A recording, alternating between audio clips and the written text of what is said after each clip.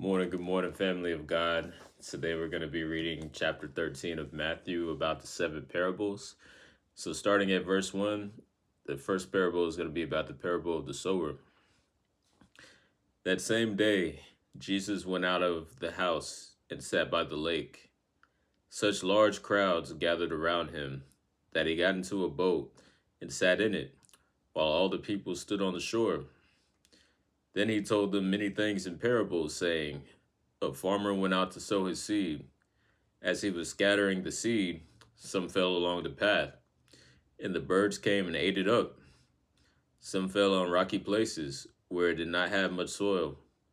It sprang up quickly, because the soil was shallow. But when the sun came up, the plants were scorched, and they withered because they had no root. Other seed fell among the thorns, which grew up and choked the plants.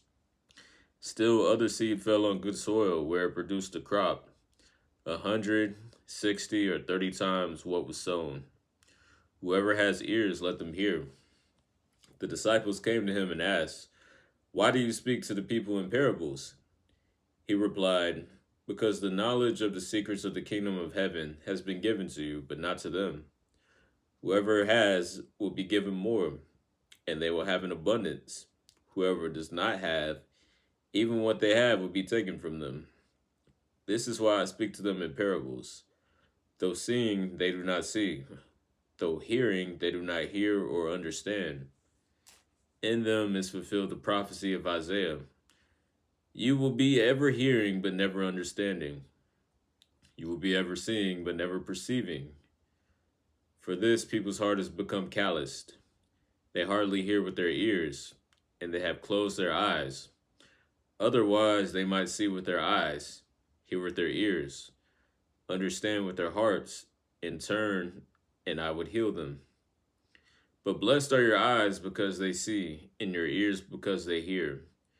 For truly I tell you, many prophets and righteous people long to see what you see, but did not see it, and to hear what you hear, but did not hear it. Listen then to what the parable of the sower means. When anyone hears the message about the kingdom and does not understand it, the evil one comes and snatches away what was sown in their heart. This is the seed sown along the path. The seed falling on rocky ground refers to someone who hears the word and at once receives it with joy. But since they have no root, they last only a short time. When trouble or persecution comes because of the word, they quickly fall away. The seed falling among the thorns refers to someone who hears the word, but the worries of this life and the deceitfulness of wealth choke the word, making it unfruitful. But the seed falling on good soil refers to someone who hears the word and understands it. This is the one who produces a crop, yielding 160 or 30 times what was sown. And then verse 24, the parable of the weeds. Jesus told them another parable. The kingdom of heaven is like a man who sowed good seed in his field. But while everyone was sleeping, his enemy came and sowed weeds among the wheat and went away. When the wheat sprouted and formed heads, then the weeds also appeared. The owner's servants came to him and said, Sir, didn't you sow good seed in your field? Where then did the weeds come from? An enemy did this, he replied. The servants asked him, Do you want us to go and pull them up? No, he answered, because while you are pulling the weeds, you may uproot the wheat within them, the wheat with them. Let both grow together until the harvest. At that time, I will tell the harvesters, First collect the weeds and tie them in bundles to be burned, then gather the wheat and bring it to my barn. And then verse 31, the parables of the mustard seed and the yeast. He told them another parable. The kingdom of heaven is like a mustard seed, which a man took and planted in his field. Though it is the smallest of all seeds, yet when it grows, it is the largest of garden plants and becomes a tree, so that the birds come perch it in its branches. He told them still another parable.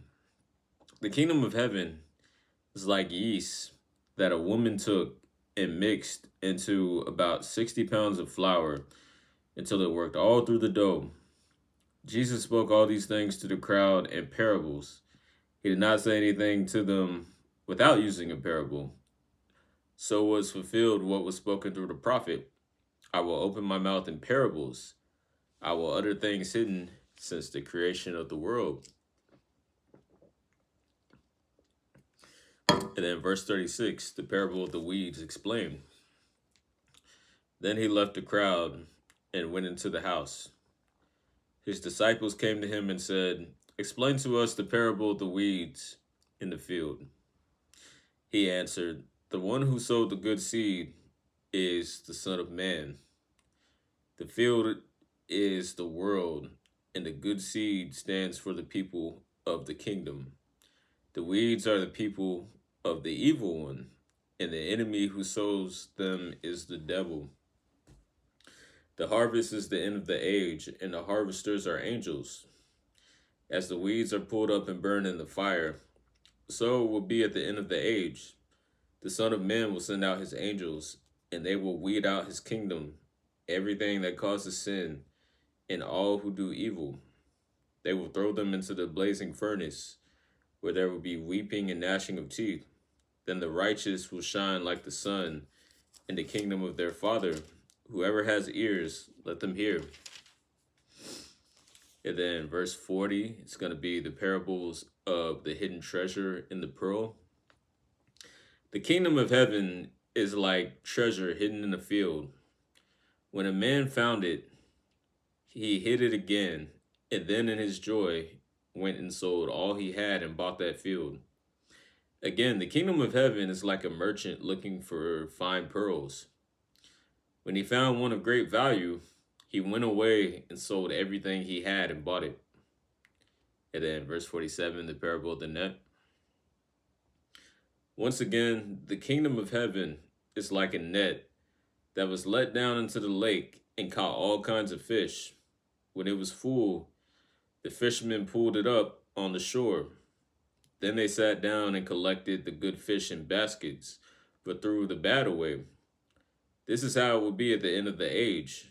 The angels will come and separate the wicked from the righteous and throw them into the blazing furnace, where there will be weeping and gnashing of teeth. "Have you understood all these things?" Jesus asked. "Yes," they replied.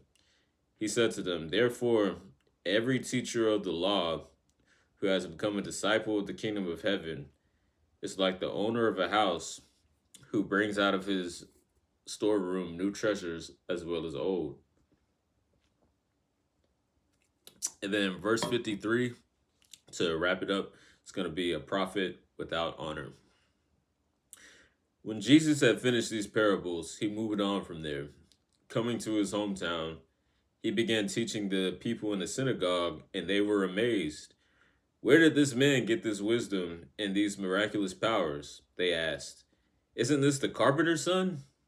Isn't his mother's name Mary?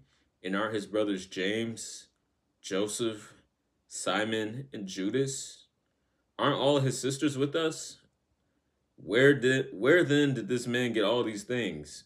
And they took offense at him. But Jesus said to them, "A prophet is not without honor, except in his own town and his own home." And he did not do many miracles there because of their lack of faith. And that wraps up chapter 13. As you can see, the Lord spoke in many parables while he was on the earth. And just like he says, you got to have the ears to hear, the eyes to see, to receive what is being said. And you can't let the enemy take away. Once you hear the truth, you gotta stay in the truth. You can't let the enemy distract you or tempt you away from the truth or deny it. You gotta understand what's being said here. And in the book of Hebrews, it says Jesus Christ is the same yesterday, to today, and forevermore. So this wisdom is still applicable today in the things that he's talking about for the kingdom of heaven. So next time we'll read chapter 14. God bless you, family of God. Love you all.